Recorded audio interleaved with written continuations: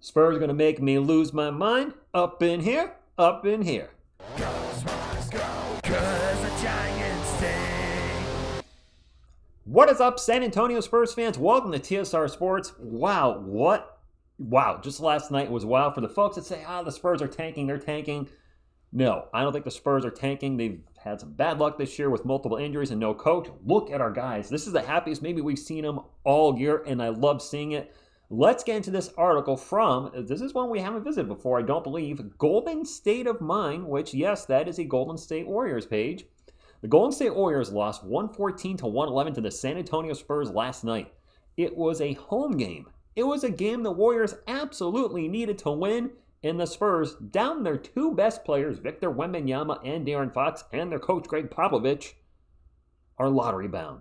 And somehow, the Golden State Warriors lost. And just to add insult to injury, it was former Warrior Harrison Barnes who provided the dagger, breaking a tie with a fadeaway three-pointer to beat the buzzer and send the Chase Center fans home miserable.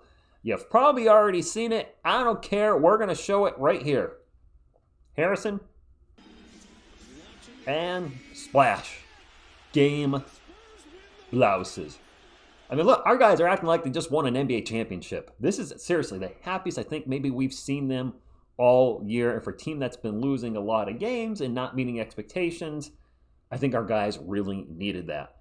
Now, that being said, let's back up a little bit. This obviously was a must-win for Golden State. We're going to bring up the standings right now. And as you can see, they have dropped from playoff position, which is 1 through 6, down to play-in position, which is 7 through 10.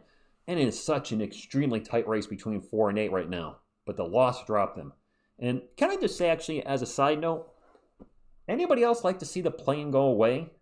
Do we really need to see teams that are multiple games under 500, maybe missing players, fighting for a playoff spot? I understand why they did it back in the bubble, but at this point now, and yes, I know it helps the Spurs if Atlanta gets knocked out in the play-in, but generally speaking, I'm done with it. I don't want to see teams that are 5 to 10 games below 500 in any type of playoff situation. That's just my 2 cents. But again, this was an absolute must-win for the Golden State Warriors at home.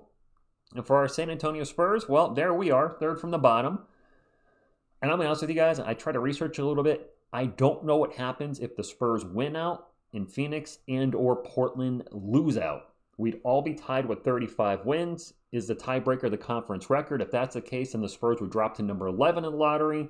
Is it a coin flip like the year we got Wemby where we had the same record as the Houston Rockets and he went boop? And okay, Spurs, you picked third. We actually worked out to our advantage. By the way, we also play the Phoenix Suns Friday night, which of course you know will be live for, but I don't know what the tiebreaker is. The NBA is not exactly the most transparent organization when it comes to the NBA lottery since they don't even give us the results live. They show us the afterwards who's drafting where, but I'd like to actually see it real time. Why not just be transparent and show us that?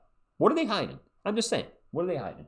So I'm going to root for the Spurs, of course, but we also have to root for Portland and Phoenix. Well, Phoenix is playing us, and we play the Raptors. It's going to be tough because I'm always honest with you guys. My Spurs heart's going to be saying win out, end the season on a high note. My brain's going to be saying lottery position. But in the end, my heart's going to win out, and I'll root for the Spurs. And whatever happens, happens. I can't stress it enough that if we're meant to move up, it'll happen. The Atlanta Hawks were the 10th worst team in the NBA last year. The 10th pick overall, and moved up to number 1. And I know winning more games, moving up, lessens your chance. But if it's meant to be, it's meant to be. I mean, what we should be, I think we should be very thankful for what we have moving forward. I've said this a lot on the channel. We have a lot of good things to look forward to. Year 3, Wemby. Year 2, Castle. An off-season with a non-injured De'Aaron Fox getting to work with Wemby. There's good things coming. As far as the Spurs, I do think we'll win at least one more. The Suns are absolutely falling apart. What a disaster. What a disaster. Another Kevin Durant team just collapsing. Not all his fault. Just saying, I don't know why everybody wants him at this age. When you look at the Nets and the Suns, what they've done with him, but whatever. I respect your opinion if you want Durant. Don't agree with it, but respect it. But I think we'll get at least one more. That gets us to 34 wins. Maybe we'll get to 35. It's more wins than last year. More wins than the last 2 years, Spurs fans. 22 and 16 the last 2 years. We're at least at a plus 10 win improvement. And actually, just taking a look, if we get to 34 wins, that would be the most wins since the 2018-19 season. Or tied for the most. And then it would be the most, I believe, if we get to 35. We are trending in the right direction. And I want to see more of this.